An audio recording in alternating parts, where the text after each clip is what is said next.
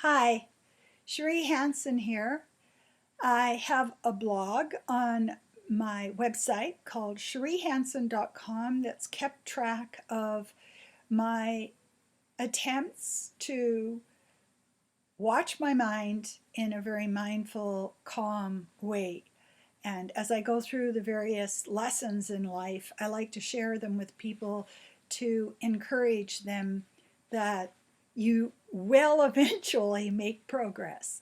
This one is called Birds Singing in Snow. It was posted on March 4th of 2016. I have been dealing with the pervasive, invasive, panting existence of the real world, getting the old stains stuck, peeling of paint, putty loosened windows to continue functioning, reached the end of its story recently. How much longer can you live with this frustrating, compromising, scare city mindset situation? Well, for the windows, basically 24 years. I reputtied the panes of glass with a kitchen knife, cleaned as far up the glass as my hand would reach, and struggled the warped inner layer open during the 45 Celsius heat summers for 24 years. I kept waiting for more money to come in, for just the right time for my struggle scenario to stop, because that would be the time to put an end to it. In my Fire Starters women's group, I asked my friends, should I get new windows? Is it time? They said, yes, and so I did. The grimy, chipped, leaking air windows with caught spiders between the inner and outer layers are now gone. The home hardware crew put in a new fan over the stove, and I ended up having to pay additional money to get electricity to it. The extra cost triggered the old dying in the alleyway of exposure and hunger fear. Thinking about spring and getting the car out for longer trips sent me to the mechanic for an oil change. It ended up being $1,400. The battery was gone. The steering thingamajiggy was malfunctioning. Then I broke a front tooth on soft toast. 3 weeks ago, my furnace stopped starting or started stopping. I tried to plug in the electric heater and an entire wall of plugs snapped and stopped working. So I went on YouTube to watch what for me is someone speaking Urdu.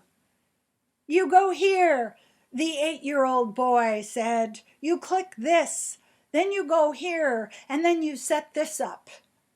Stop, I wanted to yell. I could feel myself like Alice in Wonderland, shrinking after taking the smallerizing pill.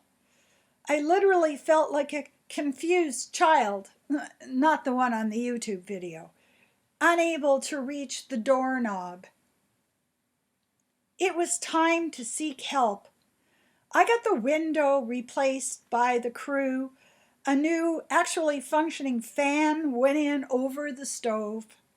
My car can now travel without the steering suddenly becoming possessed. I have a newly constructed front tooth.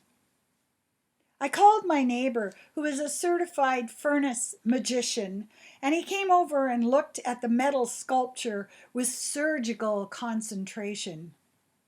He said, looks like we're going to have to go in. He then removed the front panel, which always causes me to gasp in wonder, and did something in there to make it come on again.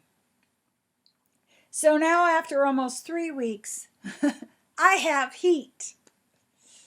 The physical world keeps butting up against my urge to be a floating mote creature. In a few minutes, another friend is coming by to see what entities have possessed my internet. And my phone quit working.